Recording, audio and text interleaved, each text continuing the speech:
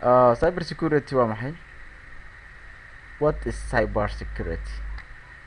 Cyber security waxaan u naqaanaa ama waxaa loo qeexi karaa waxaa loo yaqaano information security, waxaa loo yaqaano information assurance, waxaa loo yaqaano system security. mid walba iyada kamid ah qeexitaankeeda uu dul saaran yahay, laakiin dhammaan intaasoo qeybood waxaa la isku yiraahdaa cyber security. haddii aad ka samaysay wax research ah, dhammaan waxaa soo hoosgali doono intaasoo shayood aan halkaani ku sheegay, oo kamid ah information security-ga, oo kamid ah information assurance-ga iyo system security. marka information assurance waa maxay? waa inaad ballan qaadaa qofka daatiisa inaan loo dhici karin. waxaan inta badan barnaamijkaas adeegsado kambaniyaalka cloud-ka bixiya.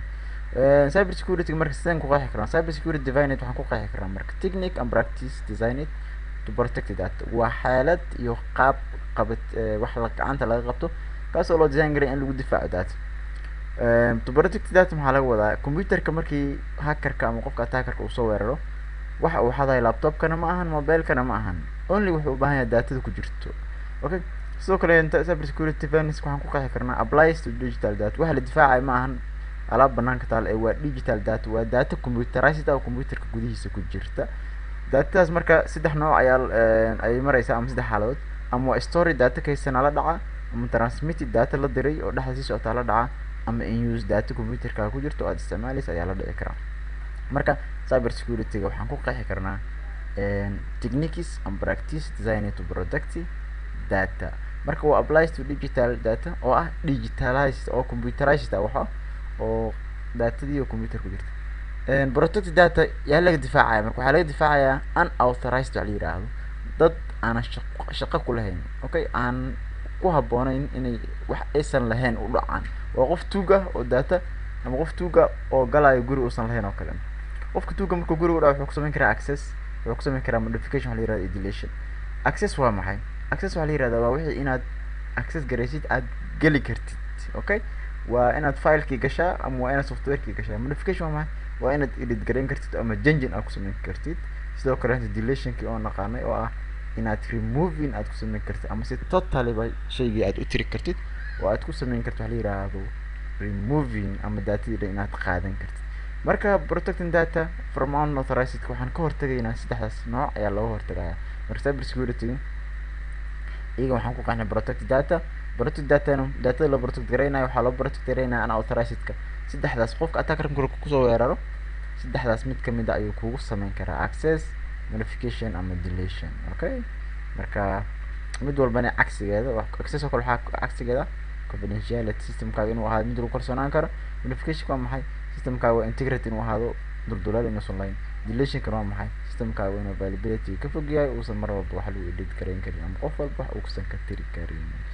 you have to use it, waa inaa markaa isticmaashaa security.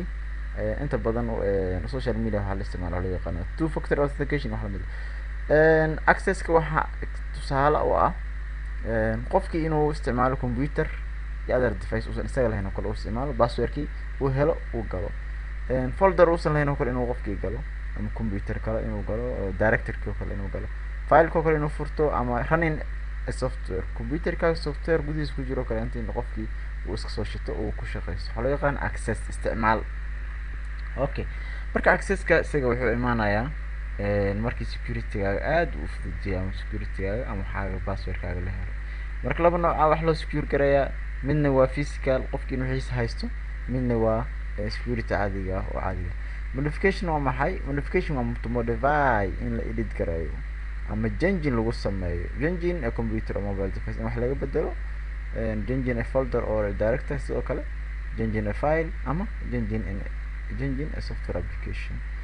marka modification example-kiisana waa in wixii la edit garayo ama laga bedelo, waxaa loo yaqaanaa modification in la isku edit garayo.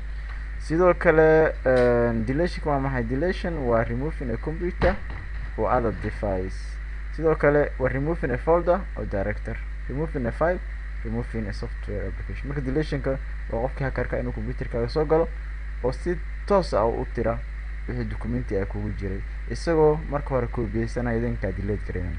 marka kaas waa example-ka examples of deletions. okay, marka example afarta ah mid walba example afar ayaan ka bixinay. Okay, marka tusaalahan haddii aan fiirino sawirkan protect against unauthorized maxaa soo hoosgalaayo qofkan hadda meesha jiifo kaleenta waxaa lagu sameyn karaa modification sababtoo daatadiisi wixii sidan boorsiis waa la furan karaa, access aa lagu sameyn karaa, sidoo kale waxaa lagu sameyn karaa deletion oo isaga dhan aba laga taqalusi karaa ama meesha dhan aba laga qaadan karaa isaga wax baraka. Kusoo dhawaada channelka waana mahadsantihiin dhamaan. waxaan nahay wahdiga dugsiyada, waxaan nahay wanaga macalinka, waxaan nahay wahdiga dugsiyada, waxaan nahay